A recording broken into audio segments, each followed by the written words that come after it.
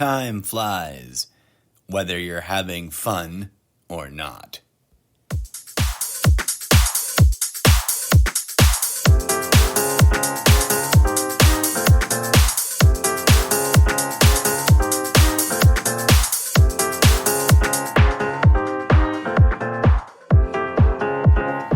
That's right, folks. I said it.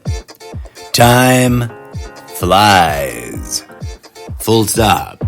Doesn't matter whether you're having fun, not having fun, bored out of your mind, living your best life, or fucking it up. Time flies.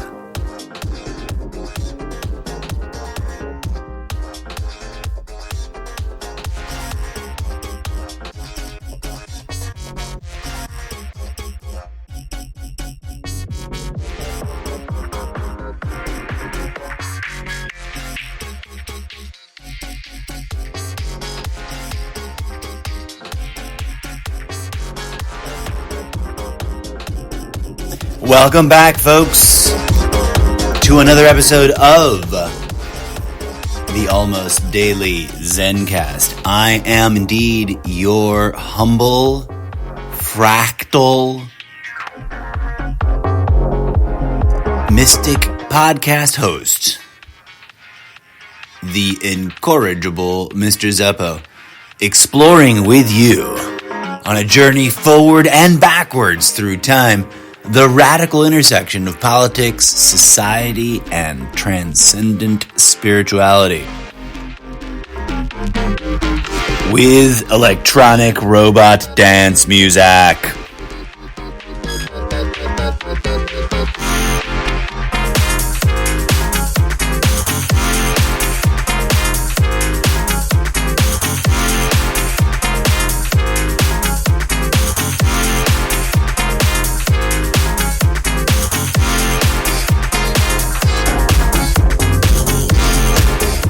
It is 6:46 a.m. Pacific Standard Time on a Wednesday in December. It is December 22nd. And yes, indeed, for many people around the world, today is Matrix Resurrections Day.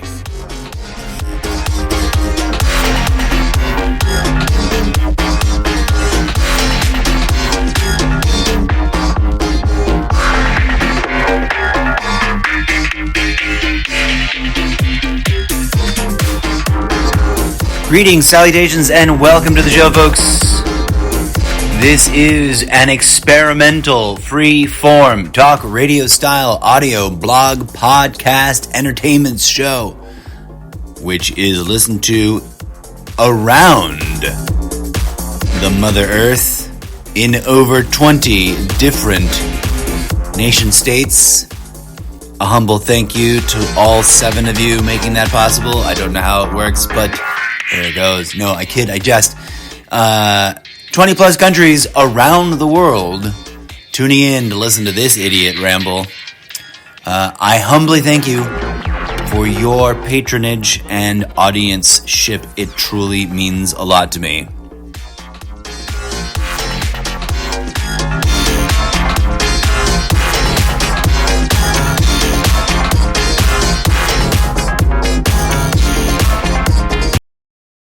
And that's that. We killed the music on an abrupt stop. Welcome to the show, folks. Thank you for joining me in exploring the radical intersection of technology, pop culture, politics, society, and spirituality in an unorthodox fashion with digital robot dance music. Audience comments and feedback are not only welcomed, they are seriously encouraged. This show is not about the personalities, although I guess a little bit. It's about our personalities, my personalities, your personalities, and how it interacts with this. But it's about the ideas. We're not here to trash talk each other, to put it more bluntly. I'm not here to trash talk anybody. I'm here to call out the ideas that I think make sense and the ideas I think do not make sense.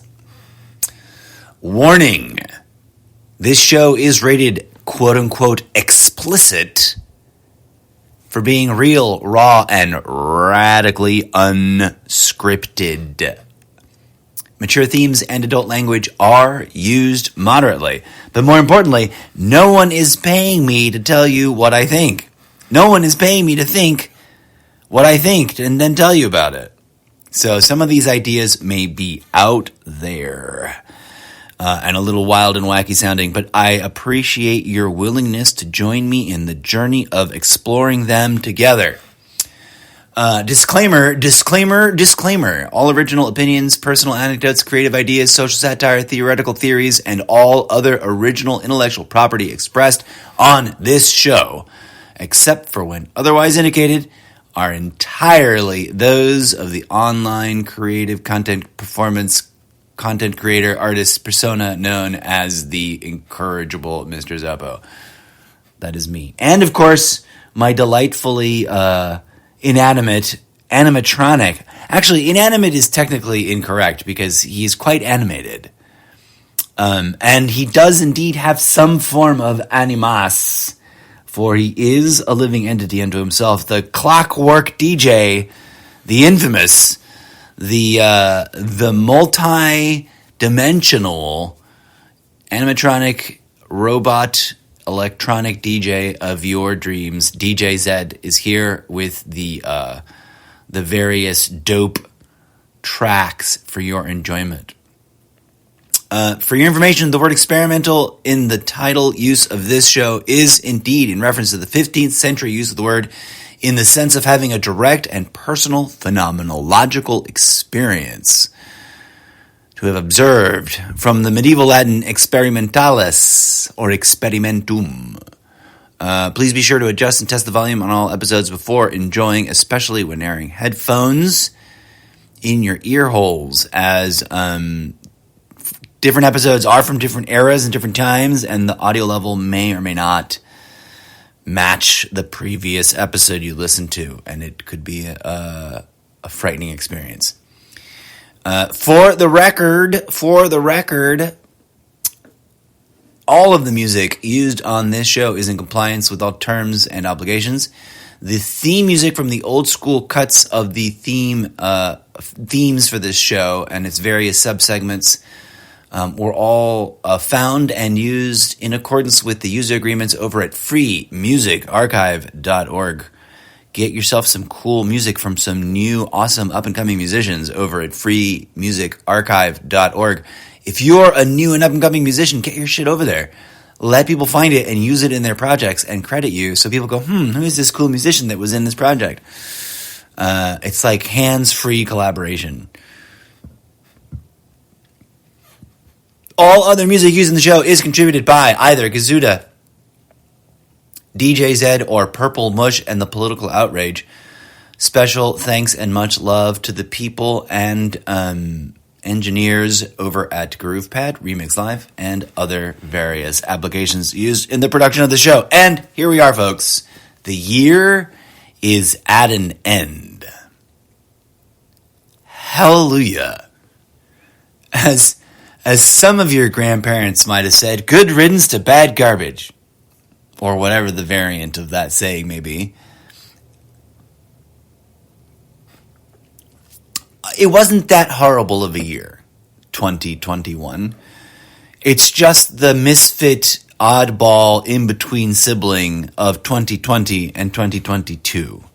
So, brace yourselves, strap yourselves in, and hang on tight to the roll bars, because 2022 is a roller coaster ride of cuckoo crazy. As the extreme pendulum swinging momentum stress test continues, folks. Called this out way back in the origin roots of the very beginnings of this new chapter in postmodern world / American history,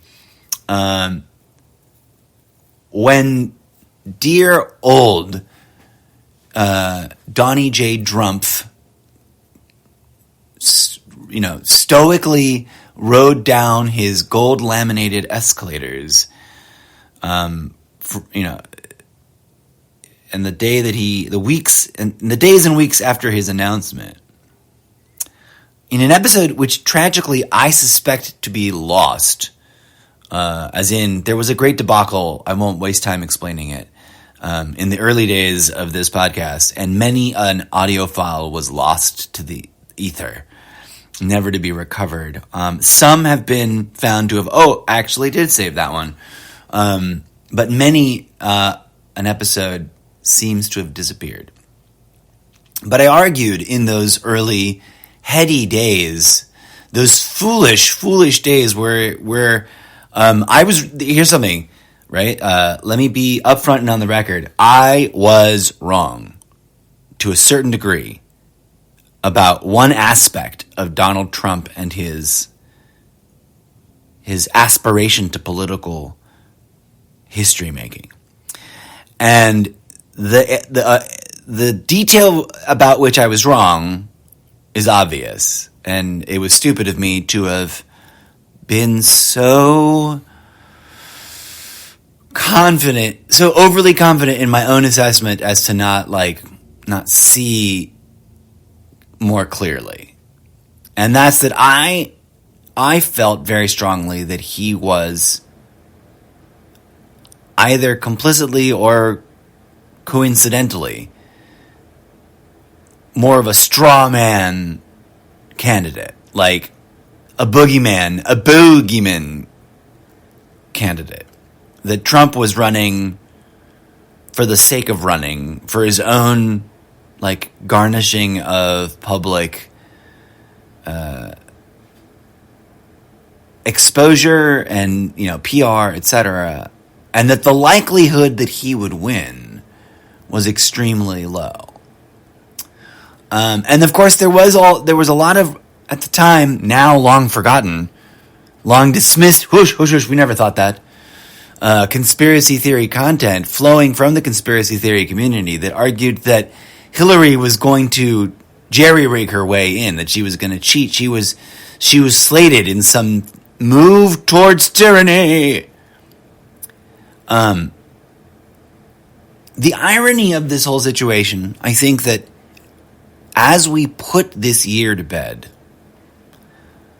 we must take moment or 12 or, the 12 days of Christmas kind of moments to reflect upon. It's a bit late. We're already 3 days away from Christmas. But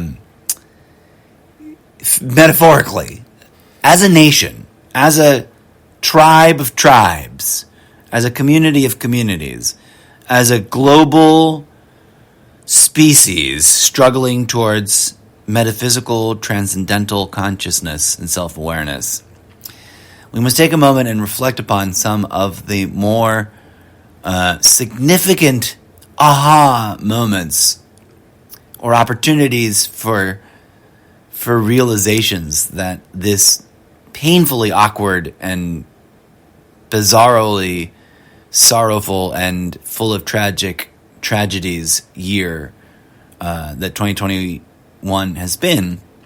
It also has its silver linings, right? I don't mean to be unnecessarily and unwarrantedly depressing or negative in any way, shape, or form.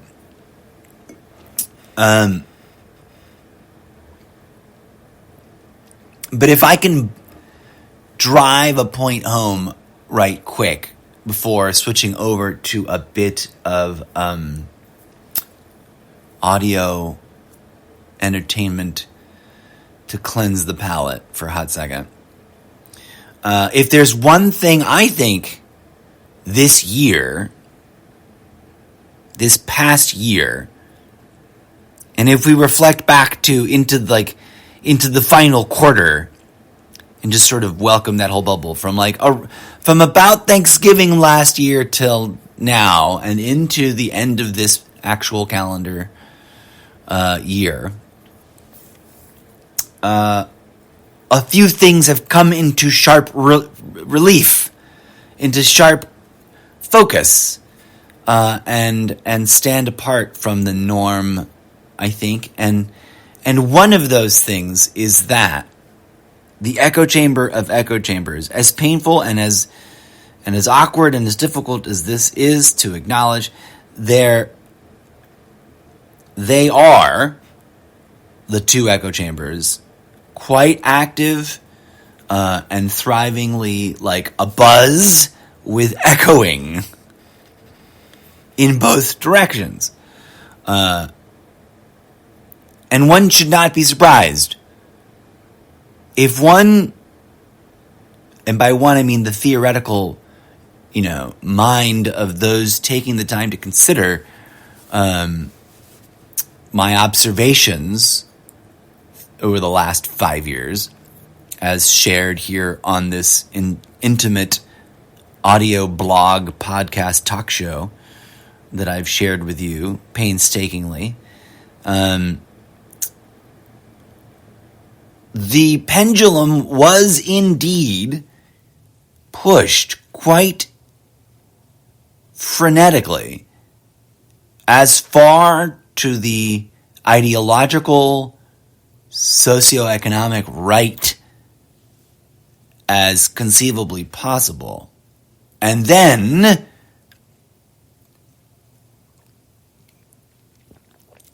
we have been suffering in the chaos of the release moment, waiting for it to whiplash back to the left. Right? Presumably. And I think that they are positioned to shove it a little further, which is an alarming thought. But let's put a pause and put several pins up on the corkboard of many things to think about. Put a pin up with a little handwritten note that says hashtag 2 wings, 1 bird. Put a pin up for the symbolic analogy of the Charlie Brown football gag, where is it Lucy? Is that her name? Yeah, pulls the football out from underneath of Charlie Brown's overly enthusiastic kick, which renders nothing but a quick fumble down to his bum. There's a lot to gravitate back and talk about, friends. But first, I want you to pause with me and consider that for all the dark and horrifying things that we've endured, I do not intend to run that list down. The year in review is a sad and sorry one, full of pain and tragedy. Let us take a moment and be full of gratitude for wherever we are. And I don't know where you are, dear audience, listeners around the world. I don't know what place your life is at. And I don't know in what ways you conceive of or imagine mine to be. But let me assure you that the more you're assuming, the less accurate you're likely to actually be. And let us just unite in some gratitude that things are not categorically worse. And let us acknowledge something. Let us trip out on the reality that somewhere in a universe, in a parallel universe, not too terribly far away from ours, there's a whole tree trunk of probability waveform function outcomes that stem from the postulate or the possibility, the probability, the what if, Marvel Universe comic book question. What if the bizarre events of the 6th day of January 2021 had gone down like 10% gnarlier, right? Like, what if those who the left are calling the insurrectionists and the right are calling, peace-loving tourist patriots, had been 10% more armed to the teeth, 10% more willing to unleash the dogs of violence 10% more willing to endanger themselves and others, 10% more willing to move aggressively to actually achieve the things they were chanting about out loud, right? And let us be, and I know this sounds crazy, but those of you who've been listening to the show long enough know that I do indeed think of the world in terms of probability waveform functions, right? As philosophers and stand-up comedians and yogis before me have said, and I'm not claiming to be any of those things. I'm just an artificial cybernetic life form from a parallel dimension sent here to warn you about the robots you're building that you completely ignore the consequences of building, because they're here and they can dance and they can make baby robots. But never mind that. No one's ready for that conversation. What was I saying? I do indeed think of the universe in terms of probability waveform functions and the major variants or branches of variable outcomes that we did not experience, and that we should try to move towards a unity of like, right, the universe does kind of work that way. It's a massive fractal generating, it's a fractal engine which generates an infinite array of probabilistic outcomes, arrayed by likelihood, and all of which are experienced. So we find ourselves in a precarious moment, folks, which the last year should teach us many lessons about what to do next year and what to call out about what's been going on this year. But I digress. I promised a bit of a musical break. Let us take one of those, dear friends, with a cousin to the opening track. I don't want to lose my spot. I wish there was a way to be like, and then, but there isn't. Let's go over here, though, to, I lost it. I don't want to lose my spot on this track that we were just listening to, because it'd be cool to like pick back up right where we were, but I also want to play something else. What happened to the track I wanted to play? Oh well, let's just play this one.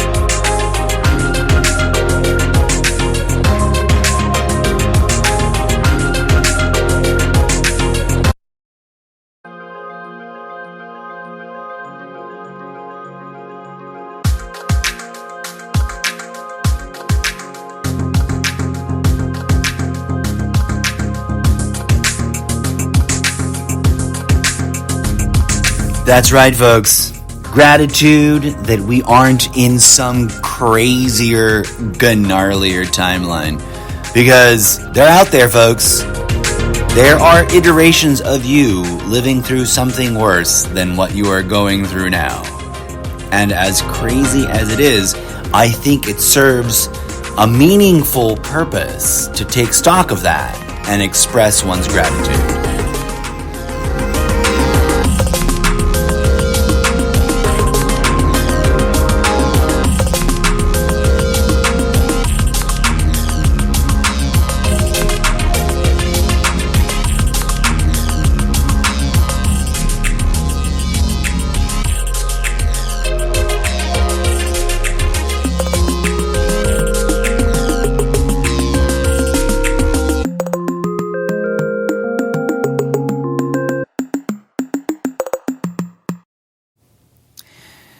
Amen to that. So, it's been a long, strange year, my friends. And we've gone through so much at so many levels. And having taken that moment to realize, oh wow, it could have been so much worse. Thank God it isn't. I think that as we look back, as we are wont to do, even those of us who hate the end of the year, even those of us who despise the rituals of the cycling through this holiday season and kicking off a new year, one can't help but reflect back and try to, by reflecting back and looking upon what stands out and what teases and tickles the mind of the previous 360 some odd days. It's, a lot can be said. It's an exercise in futility to a certain extent, because the past is the past. And no matter how recent or how long ago, it's locked away in this impenetrable, boom, done, over with, cannot be undone sort of pastness, this past tensedness. But let us also remember that no thing is an island unto itself, and that the past indeed swims with us to some degree, in as much as that it brought us to where we are, right? It's a double-edged sword. Many a philosopher or would-be guru advises you to detach yourself from the past. And many interpret that as sort of just fuck off and forget it. And that may or may not be accurate and may or may not be useful. For many, a lesson may be lost and failure invoked by not actually learning anything from the lessons of the past, especially if there's a recent past that's still, stinging or painful or traumatic or controversial or under scrutiny or in dispute, such as the most ridiculous and impotent events of January 6th. Not to turn this episode into a Good Morning Trumptopia episode. Something I do indeed intend to return to on the regular is to keep doing Trumptopia-focused segments on the regular. But I am tickled pink that I recently refound, as in I've found and lost this multiple times, a meme that I originally captured the words of, the idea of, the day after, right? So 1/6 happened and I was up late processing and thinking about it. And I don't know if I read this on the show or talked about it back then, but I can't remember. I might have, as I know that I was quite vocal about this event and the things that are implied by it having happened, right? The significance of it having gone down at all. And my opinion is the weird, unorthodox opinion that it is, and probably doesn't satisfy most people on either side of the engineered ideological divide. But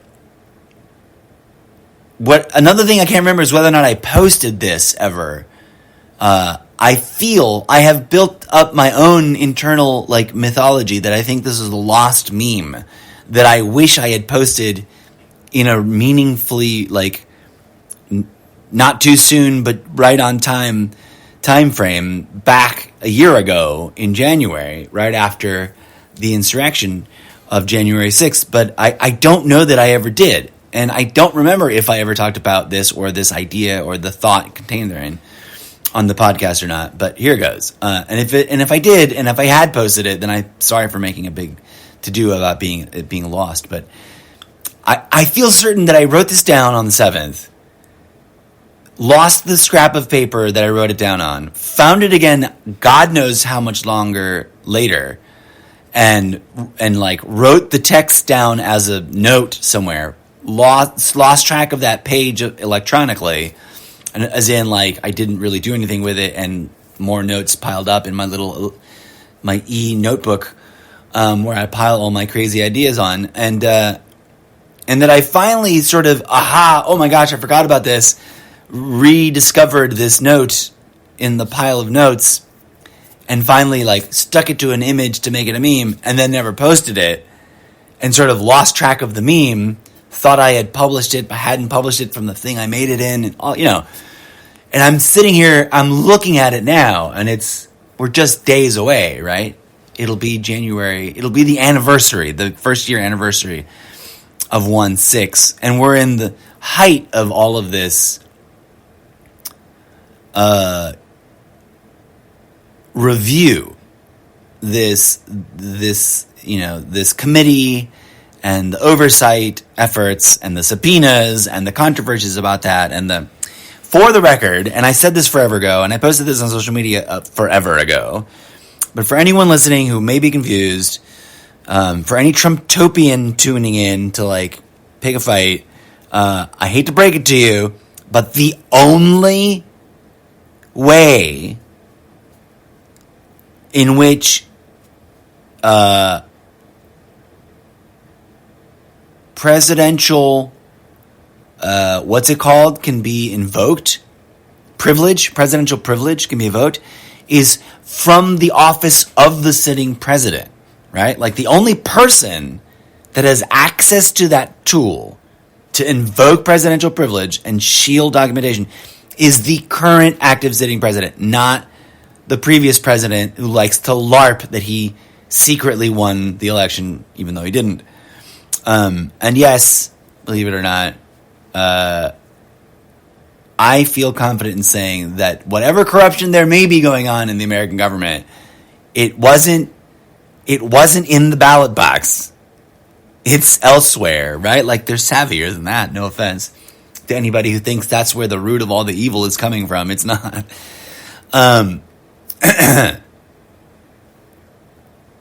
So the whole year has been consumed by that, and the raging on of this insane argumentation over the hoaxiness or reality of this ongoing viral pandemic, of which, on my opinion, I've also been quite clear over the course of the 2 years. But put a pin in that. We're not going to get sidetracked by that right now. I want to read this meme and just get it off my chest, not to make this whole episode a Trumptopian one, because it's not. But I quote myself. This hit me over coffee and cigarettes the day after the insurrection on my back patio. And then I ran into the kitchen and wrote down somewhere on a piece of paper, and I think I lost that piece of paper. I think I might have thrown that in the recycle bin. But good Lord, it just hit me.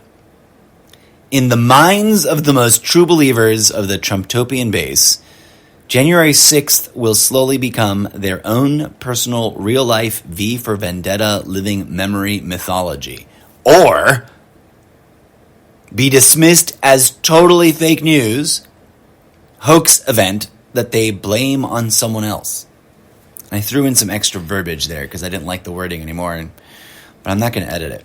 I wanted just to read that as a teaser, and let's talk about that in depth in the next segment of Good Morning Trumptopia. And let's veer back to the broader umbrella of the almost daily ZenCast generic baseline here.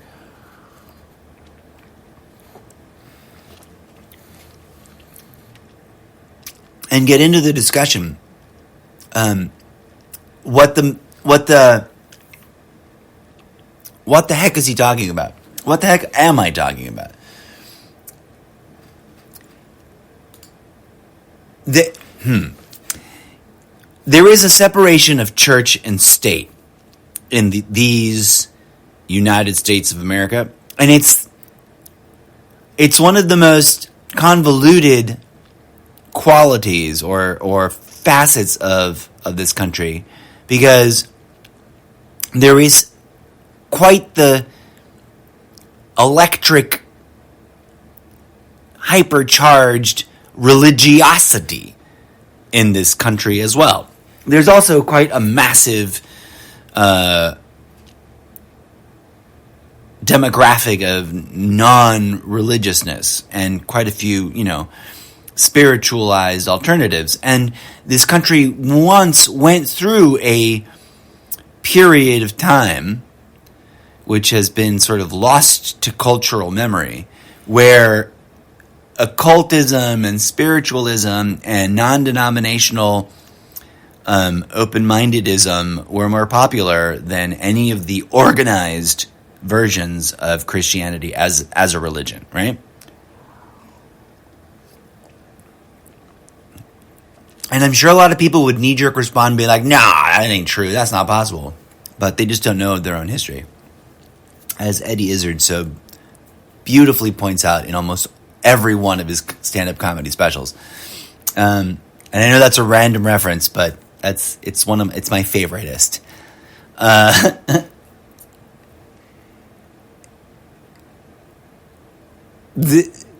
We're going through this turmoil now because the movement, the alt-right movement, whatever it is, the right movement, the GOP, the grand old party, the dialectical opposite to whatever the left represents, has normalized and synergized over the last 30, 40, 50 years the conjoining of religious fervor and political self what's that word that they use when they say manifest destiny? Boom, right? So our politics have become burdened with not so much necessarily the ideology of religion, not in a direct way, right? They can still pretend to be hands off, but with the foaming at the mouth, ferocity. There's a word I'm trying to say that I don't know. I think I've said 4 other words besides it.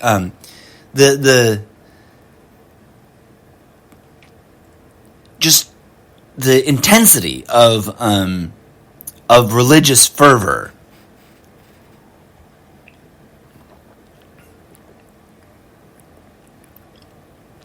And one of the problems I see with that, I mean, it's been building forever, but it's really been brought into sharp focus in the past year because of the extreme level to which the divide has been leveraged, right?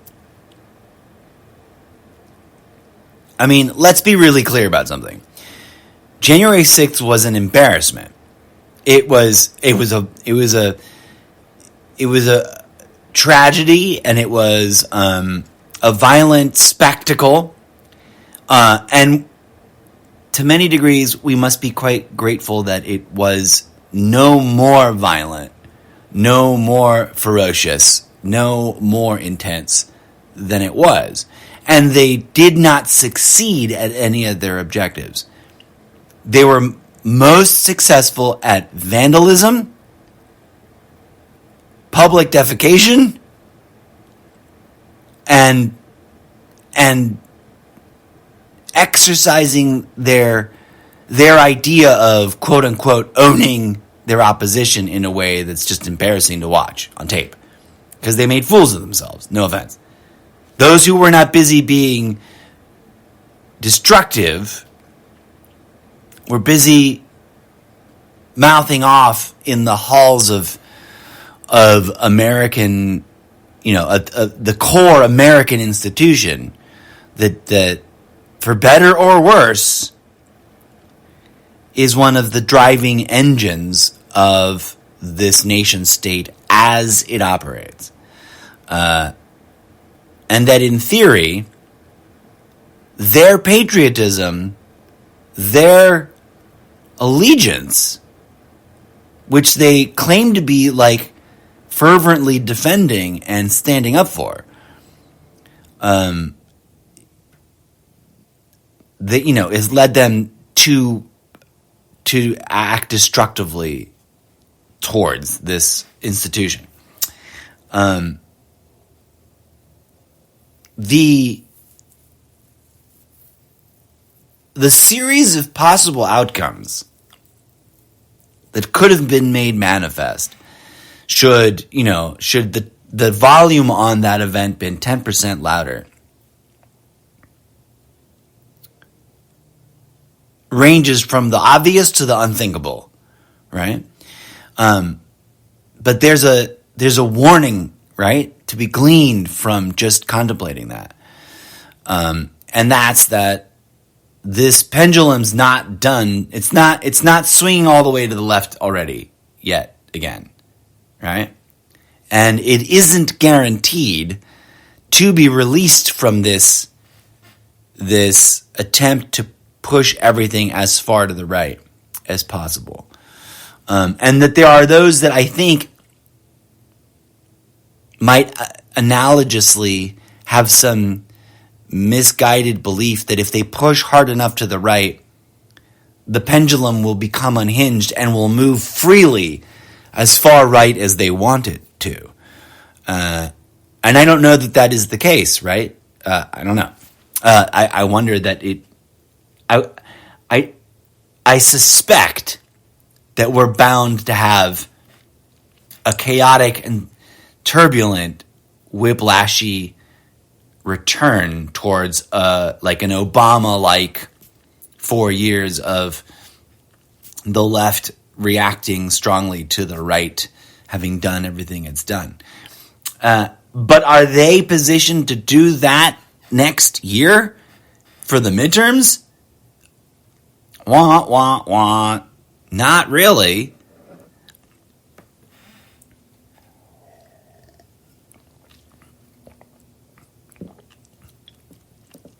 And that is something that,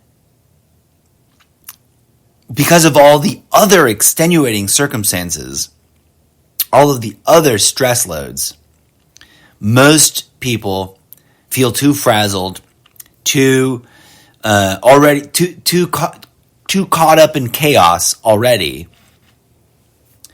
too overwhelmed by the insurmountable madness of everything else that's going on to really want to even start pondering. But we must, dear friends. Now, let's be clear. There are folks that are, well, there's just a huge spectrum, right? And the spectrum keeps splintering up. By the way, it's 44 minutes and 44 seconds. Time to steer this back into the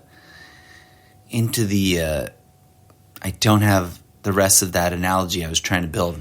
Time to steer this show back into the pocket back into the landing bay, back into the saddle.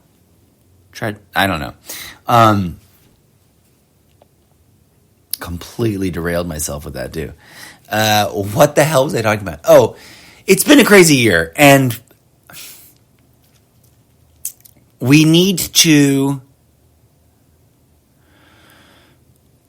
find the strength to help each other find the strength. There it is. There, I'm come back home. Come back home to roost. To bring it around the mountain. Because I don't even want to list all the crazy things, right? Like, we sort of skim through some of the major overarching political themes, even though I didn't mean for this to be a Good Morning Trumptopia episode. And there's, from climate change to gun violence, from, the pandemic of virulent, disease to the pandemic of drug abuse and overdose and suicide. There's just a big too much of everything going on. And that's exhausting. Even if you're only marginally aware of it and coping with it as a crazy shitstorm of baloney that's going on over there, as opposed to dealing with it in your life in direct, and many, obviously millions of people are dealing with these things up front, up close and personal.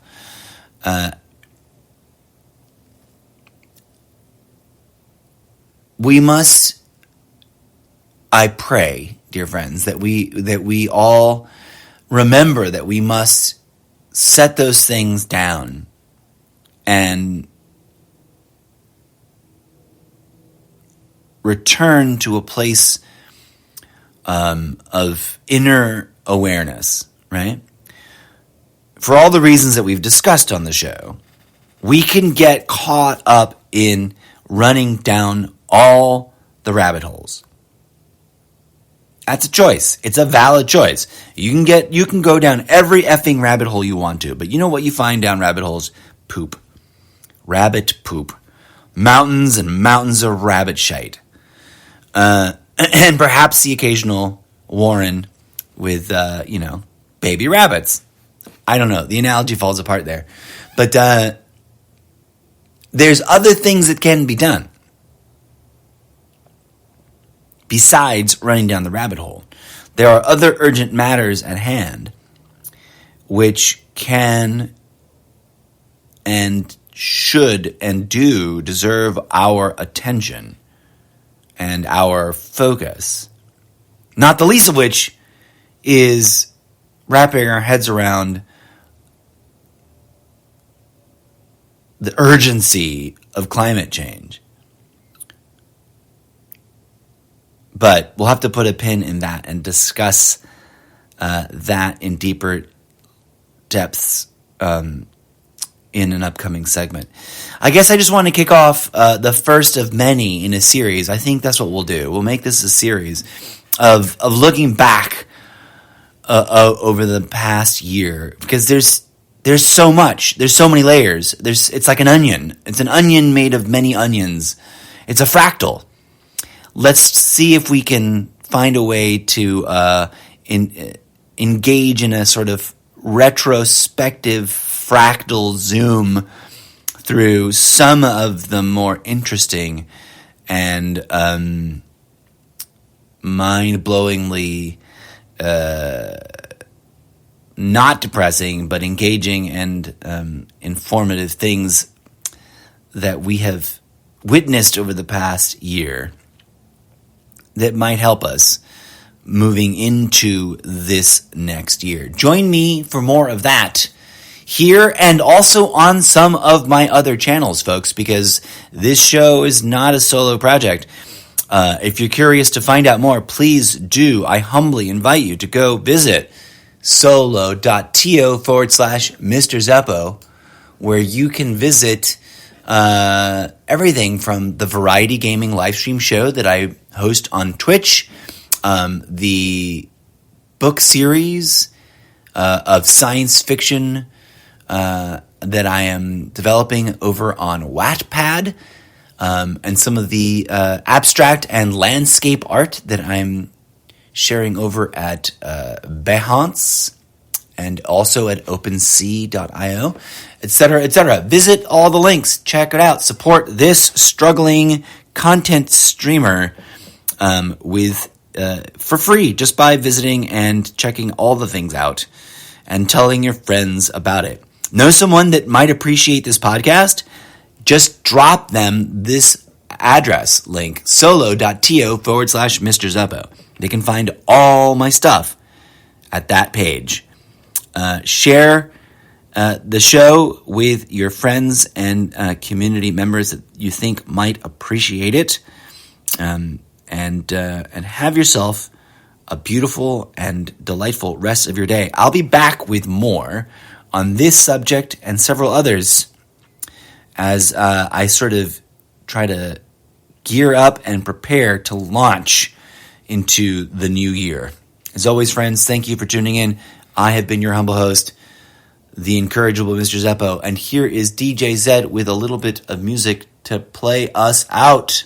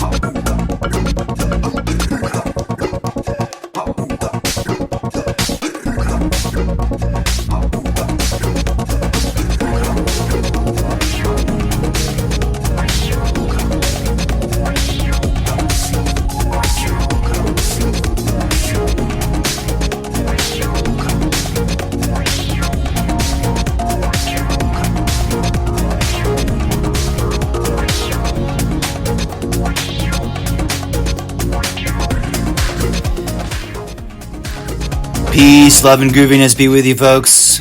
Be sure to jump around and check out episodes of this podcast that you have not heard before from years prior. Despite being from a while back, many of these things all interconnect and remain quite relevant. I strongly recommend and humbly encourage you to check out, especially as we approach the holiday seasons,